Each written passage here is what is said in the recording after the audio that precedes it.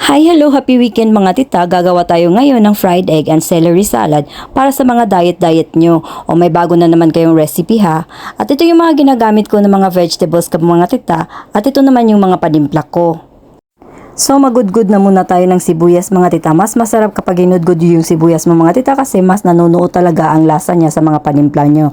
Tapos yung grated ginger nyo mga tita, nabibili yan siya sa mga supermarket, ready na yan siya. Tapos, cut natin yung mga vegetables natin mga tita at yung apple mo mga tita, ibabad mo sa tubig na may asin para hindi siya mangingitim ba.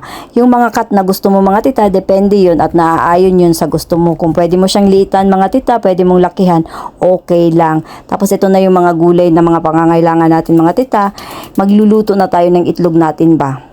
Fry mo lang yung itlog mo mga tita, sunny side up o pero baliktaran ngayon ang gagawin mo mga tita para hindi siya magano-ano ba, para maluto talaga yung loob niya mga tita kasi pag medyo basa-basa yung loob niya mga tita, magtulo-tulo yan doon sa loob ng mga gulay-gulay mo ba.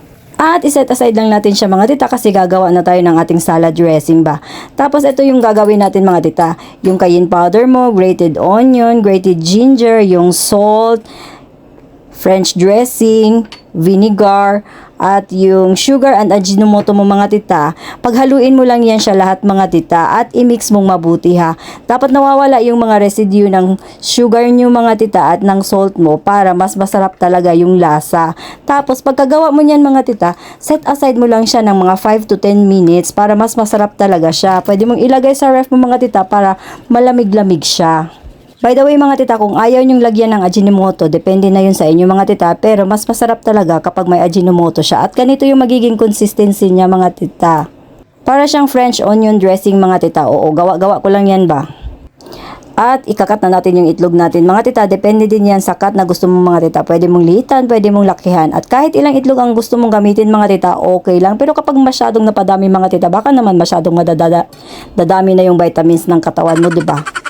Tapos sa isang bowl mga tita, ilagay mo lang lahat ng gulay mo ba. And by the way mga tita, itong salad na to mga tita, mas masarap siya kapag may orange ka mga tita. Yung prutas na orange, o kapag nilagyan mo ng prutas na orange mga tita, mas malasa talaga siya. I-mix mo munang mabuti yung mga gulay mo mga tita bago mo ilagay yung itlog mo para hindi madubok-dubok yung itlog mo. And speaking of madubok-dubok mga tita, hindi ko yun alam sa Tagalog ba. Tapos ilipat lang natin siya sa magandang plato mga tita at lalagyan na natin siya ng ating dressing. Oo, yan na yung final presentation natin mga tita.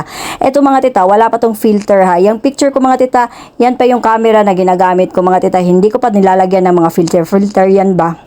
Syempre, nagba-vlog tayo mga tita, 'di ba? Yung mga video natin nilalagyan natin ng filter, 'di ba?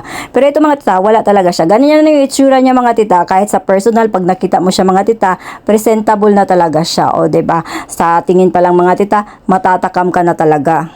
Thank you for watching mga tita. Sana may natutunan kayo sa video ko at sa susunod natin mga tita, maghahanda na naman ulit ako ng panibagong recipe ko. Bye!